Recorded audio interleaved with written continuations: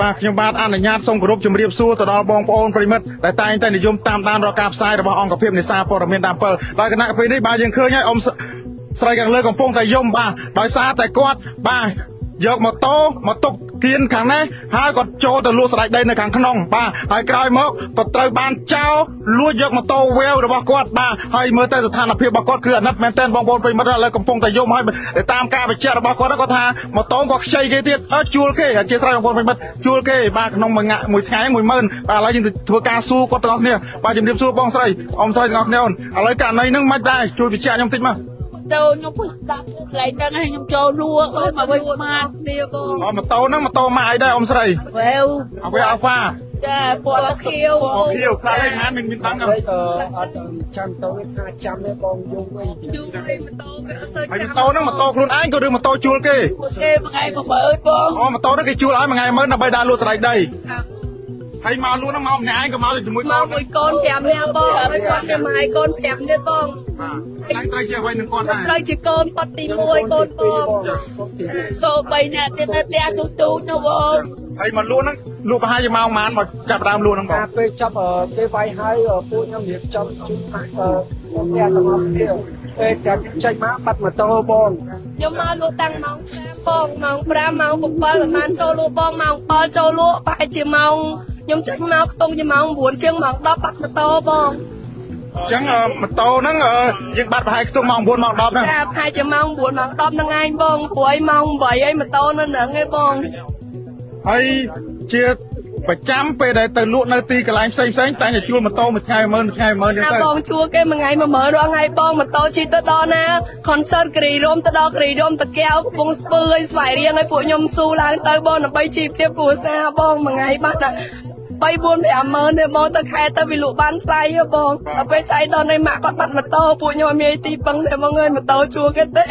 គាត់អត់មានអីនិយាយមួយម្ចាស់ម៉ូតូគេទេបងអើយមានលើកម្រាមដៃ10សំណុំពោដល់សមាជិកជួយរកម៉ូតូឲ្យម៉ាក់ខ្ញុំផងបាទហើយឥឡូវហ្នឹងមិនទាន់បានដាក់ពាក្យបណ្ដឹងទេទេពូបាទហើយនេះយើងធ្វើការផ្សាយផ្ទាល់នេះក្នុងករណីបាត់ម៉ូតូនេះបាទមិនមែនជារឿងប្រឌិតមិនមែនជារឿងអីជារឿងពិតណាពូជារឿងការពិតបើសិនពួកខ្ញុំប្រឌិតមែនសូមមកឈរមកច្បាប់ទាំង3ដាក់ម៉ែកូនក៏បានដែរពូខ្ញុំនិយាយត្រង់ពួកខ្ញុំធ្វើការផ្សព្វផ្សាយទៅសមត្ថកិច្ចលោកជួយខិតខំតាមរកឲ្យស្រាប់តាំងរឿងនឹងប្រឌិតឡើងដើម្បីឲ្យមហាជនដំណឹងអីទេពូយកជីវិត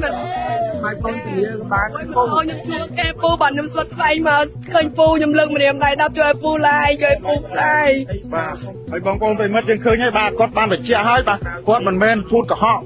បងប្អូនទេបាននេះជាពាក្យសម្ដីចេញពីគាត់បើសិនជាគាត់និយាយភូតកុហកគាត់ហ៊ានទទួលខុសត្រូវចំពោះមុខច្បាប់បាទហើយទីតាំងដែលបងប្អូនស្រីស្នាក់នៅរាល់ថ្ងៃនៅទីតាំងនៅកន្លែងណាបងច្បារអំពៅពុំដើមច័ន្ទបងនៅច្បារអំពៅគាត់កំណើតតតែម្ដងឬកំណើតខ្ញុំនៅខេត្តកណ្ដាលបងតែខ្ញុំជួលតែគេស្នាក់នៅមួយថ្ងៃ10000នៅម្ដុំច្បារអំពៅពុំដើមច័ន្ទបងអូអញ្ចឹងបានន័យថាយើងជួលផ្ទះគេនៅច្បារអំពៅបងចាមួយថ្ងៃ10000ចាបងមួយថ្ងៃប្រហែលអ្នកទៅនៅ3 4 5អ្នកម៉ែកូនហ្នឹងបង4 5អ្នកម៉ែកូនចាបងហើយយើងជួលគេហ្នឹងជាប្រហែលខែមកហើយកន្លងមកហ្នឹងជួលគេរាល់ថ្ងៃបងមួយថ្ងៃដឹង10000រាល់ថ្ងៃបងចាបងប្រហែលថ្ងៃប្រហែលយើងគិតជាខែជួលទៅឲ្យគេម្ដងឬគិតជាមួយថ្ងៃអត់ទេមួយថ្ងៃបងលក់ចប់មកយប់ឡើងយកឲ្យគេយកឡើងយកឲ្យគេបងចាបងមានមួយប្អូនមួយទូចតែឲ្យប្អូនលេងសិនឲ្យបងដើម្បីមកហៅហើយជួលម៉ូតូបានគ្រឿងដែរម៉ូតូ2គ្រឿងបងបាត់ម៉ូតូគាត់មកគ្រឿងម៉ូតូខ្ញុំនៅតែបាត់តែហើយមូលហេតុនេះបានមិនផ្ញើគេបានជាទៅប្រាប់គេហើយថាបើខ្ញុំផ្លោះតំបងចូលបានខ្ញុំឲ្យគាត់ជួយមើលម៉ូតូហងចាំកបៅលុយប៉ុន្តែក៏អត់បានគប់ចឹងយើងអត់បានផ្ញើទេយើងទុកនៅពេលម៉ូតូចាស់ដែរយើងទុកប្រាប់ខ្ញុំម៉ូតូចាស់ហ្មងខ្ញុំនឹកឃើញថាម៉ូតូចាស់ហើយជាវាមិនអីទេម៉ូតូទុក5 6គ្រឿងនៅនឹងដល់ពេលឆៃដល់នេះមិននឹកស្មានថាវាចង្រៃអីបាត់ម៉ូតូបាយមើលអត់មានអីនិយាយមួយគេទេបងអើយហើយយើងយកចូលទៅលក់ខាងក្នុងហ្នឹងអាសដែកដីហ្នឹងយើងទូលទៅលក់ក៏យ៉ាងចាទូលទៅលក់ដៃដីលក់ដៃដីលក់កដាហើយខ្ញុំលក់មជូរមានពងក្រួយពងអីហ្នឹងហើយយើងនឹកឃើញថាម៉ូតូចាស់ដែរក៏យើងទុកចោលមកផ្លើចឹងទៅវាមិននឹកស្មានថាចោលដាច់តាមហ្នឹងមកដាច់ចិត្តមកលួចម៉ូតូពីប្អូនស្រីប្អូនប្រុសហើយនឹង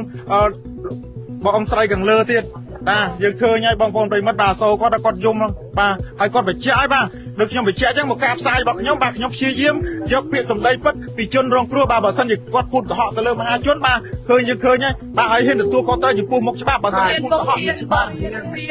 តើយើងជួយគេទេបងគាត់បងប្អូនប្រិមិត្តយើងបាទការផ្សាយរបស់ខ្ញុំចង់បានតែពាក្យពេចន៍ពីជនរងគ្រោះបាទដើម្បីធ្វើការផ្សព្វផ្សាយទៅជាព័ត៌មានពិតមិនបំពុលសង្គមបាទមិនឲ្យបងប្អូនថាងរឿងនឹងមិនពិតផងមកធ្វើការផ្សព្វផ្សាយដើម្បីឲ្យមហាជនអាណិតបាទហើយនេះគឺការបញ្ជាក់របស់គាត់ទេបងព្រោះឲ្យខាងពួកបងអ្នកមានមុខមានមាត់ខ្ញុំអត់នេះទេបងប្រាប់ជួទៀតថាព្រោះថាជួពីអូនឯងខ្ញុំទៅកប់អូនឯងទៅម្ចាស់ម៉ូតូទៀតព្រោះខ្ញុំអត់កុហកទេខ្ញុំនិយាយការពិតបងមានប្រហែលបងខ្ញុំរៀបដៃគ្រូខ្ញុំអត់និយាយទេដៃហត់ចោលទេបងប្តីមានស្រីឆោតចោលចាំកូនខ្ញុំតែមានស្រីឆោតចោលពី3ខែចាំកូនដែរខ្ញុំមានគ្រួសារបងតែគាត់ទៅមួយប្អូនខ្ញុំមាននៅបន្ទប់ផ្សេងគ្នាបងឥឡូវនៅសល់តែម៉ូតូមួយគ្រឿងទេនៅសល់មួយគ្រឿងបងផ្ទាល់ក៏ខ្ចីគេដែរជួគេបងមួយថ្ងៃ10000គេបងស្រីនោះក៏គាត់ជួគេដែរមួយថ្ងៃ10000ទាំងអស់គ្នាបងមានម៉ូតូផ្ទាល់ទេបងទៅជួគេអូស៊ីនយ៉ាដើម្បីបានលុយពេញមកហូតទេបងម៉ូតូណាជិះលួចចាប់កូនត្រៃផ្ទះត្រៃអីគេបាទបងប្អូនប្រិមិត្តយើងឃើញហើយបាទនេះជាករណីដែលដូចខ្ញុំបញ្ជាក់បងប្អូនប្រិមិត្តខាងលើអញ្ចឹងបាទគោរពជំរាបសួរបងប្អូនប្រិមិត្តបាទហើយករណីជនសង្ស័យម្នាក់ដែលបានមកលួចម៉ូតូអ៊ំស្រីម្នាក់ដែលគាត់យកមកចតទុកនៅគេនេះបាទដោយសារតែគាត់អត់លុយនឹងផ្ញើគេបាទម៉ូតូវាវហ្នឹងបាទគឺជួលគេមួយថ្ងៃ10000ហើយក៏គាត់យកមកទុកនៅកន្លែងគិននេះទៅក៏ចូលទៅលក់ស្ដាយដី3អ្នកម៉ែកូននៅខាងក្នុងកន្លែងបណ្ដាលមួយកន្លែងហ្នឹងបាទហើយក្រោយមកជនសង្ស័យក៏មកធ្វើសកម្មភាពលួចយកម៉ូតូវាវចាស់មួយគ្រឿងដែលគាត់ជួលគេទៅបាត់បាទហើយគាត់ទៅហូរយំដោយសារតែគាត់អត់បាទបងប្អូនប្រិមិត្តហើយបាទអសូរគាត់មែនតើបាទហើយ3អ្នកម៉ែកូនហ្នឹងបាទមានទាំងកូនតូចនៅផ្ទះទៀតហើយប្តីគាត់អត់នៅជាមួយទេបាទប្តីគាត់រត់ចោលគាត់បាត់ទៅហើយបាទហើយតែតាមការបញ្ជាក់របស់សាកសីគាត់បានប្រាប់ថាម៉ូតូ5-6គ្រឿងនៅកន្លែងទីតាំងនេះបាទហើយយកតែម៉ូតូវែវរបស់គាត់មួយគ្រឿងនឹងទេបាទ